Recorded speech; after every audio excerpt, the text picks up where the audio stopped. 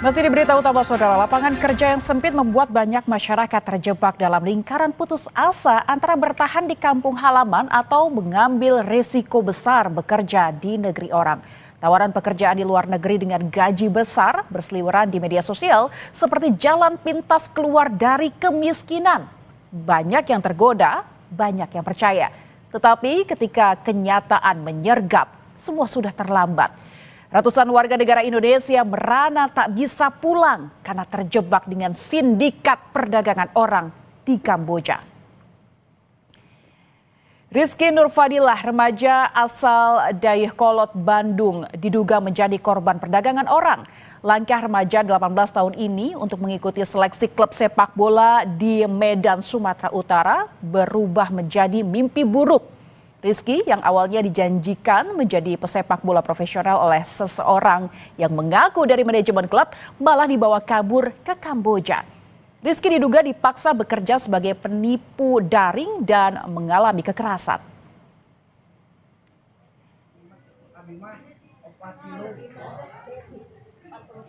Kabar Rizky menjadi korban tindak pidana perdagangan orang membuat keluarga cemas. Sudah hampir 3 pekan Rizky meninggalkan rumah tanpa ada kabar lagi. Keluarga mendapat kabar dari seseorang bahwa Rizky dibawa ke Kamboja. Keluarga syok dan menginginkan Rizky bisa segera pulang. Bilang pada keluarga kalau dia mau ikut seleksi main bola di Jakarta untuk ikut divisi Medan masuk Sparta FC. Kami bingung kenapa anak ini katanya mau ke Medan udah ada di Kamboja. Terus udah itu kami pun laporan ke sana ke sini. Rizky yang diduga menjadi korban perdagangan orang saat ini menjemput mimpi menjadi pesepak bola, mengundang simpati dari sejumlah pemain timnas Indonesia. Seperti unggahan Asnawi Mangku Alam dan Rizky Ridho lewat akun media sosialnya. Mereka meminta dukungan untuk menyelamatkan Rizky.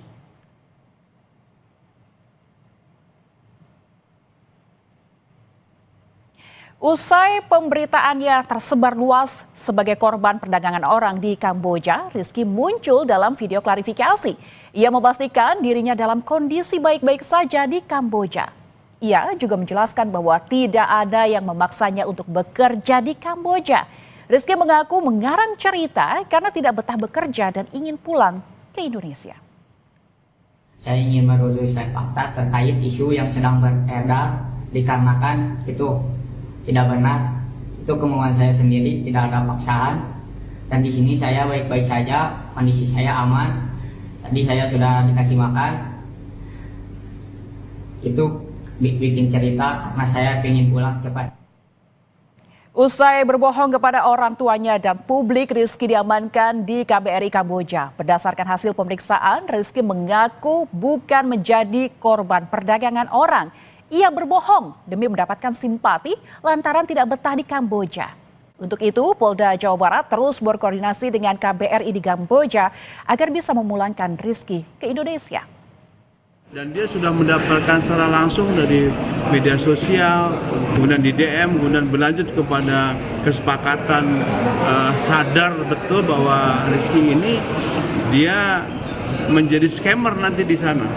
Dan nanti ketika kembali akan kita minta kepada Rizky bagaimana kronologis kejadiannya. Kekhawatiran keluarga Rizky soal modus para sindikat perdagangan orang ini dinilai wajar. Pasalnya, negara Kamboja mempunyai reputasi buruk bagi WNI yang mengadu nasib di sana. Mereka yang hanya ingin memperbaiki kehidupannya, justru langkah yang diambil tanpa perlindungan dan membawa ke jurang yang lebih dalam. Para WNI banyak yang disepak hingga disiksa di Kamboja. Ini adalah rekan-rekan kita dari Indonesia yang telah melarikan diri dari sebuah penyiksaan, dari sebuah company. Saudara, inilah video yang menggambarkan puluhan warga Indonesia diduga terlibat kericuhan saat berupaya melarikan diri dari perusahaan di Kamboja. Insiden ini terjadi pada 17 Oktober lalu. Dari 97 warga yang melarikan diri, 86 diantaranya amankan di kantor polisi. Sisanya dirawat di rumah sakit. Dari pemeriksaan kepolisian setempat, 4 WNI diproses hukum lebih lanjut karena diduga melakukan kekerasan. Pihak Kedutaan Besar RI di Phnom Penh menyebut pihaknya memastikan tidak ada WNI yang mengalami luka serius dan berkoordinasi dengan otoritas setempat untuk proses deportasi. Yang berada di titik lokasi. Ini adalah rekan-rekan kita dari Indonesia. Mereka yang menjadi korban perdagangan orang, ada yang dipaksa bekerja tanpa upah hingga disiksa. Ada yang bertahun-tahun tidak bisa pulang, ada pula kembali ke tanah air tinggal nama. Seperti Argo Prastyo, WNI asal Langkat, Sumatera Utara yang tewas secara misterius saat bekerja di Kamboja. Bahkan jenazah korban sempat tidak bisa dipulangkan dan keluarga harus menunggu lebih dari 1 bulan.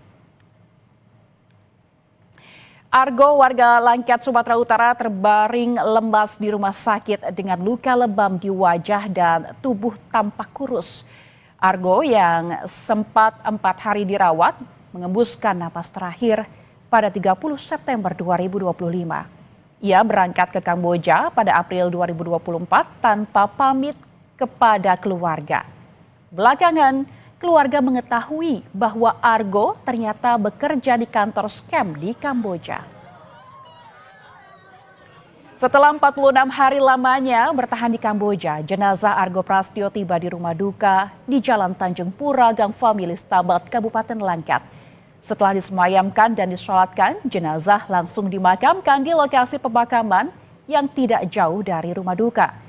Keluarga korban mengucapkan banyak terima kasih kepada seluruh pihak yang membantu pemulangan jenazah Argo.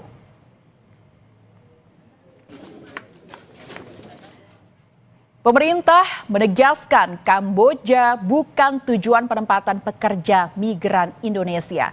Alasannya, Kamboja tidak aman dan tidak ada sistem perlindungan bagi pekerja migran.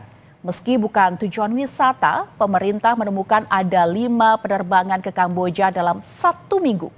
Pemerintah mengingatkan pekerja Indonesia yang sudah terlanjur tiba berkoordinasi dengan KBRI di Kamboja agar tidak menjadi korban TPPO. Minimnya lapangan kerja membuat banyak pencari kerja mencari peluang di luar negeri. Celah ini yang dimanfaatkan sindikat perdagangan orang untuk memperdaya para calon korbannya yang kebanyakan direkrut lewat media sosial. Dalam keputusan mencari penghidupan, mereka justru terjerat dalam gelapnya perdagangan manusia. KBRI di Kamboja harus proaktif melindungi para WNI yang terjebak dalam sindikat itu.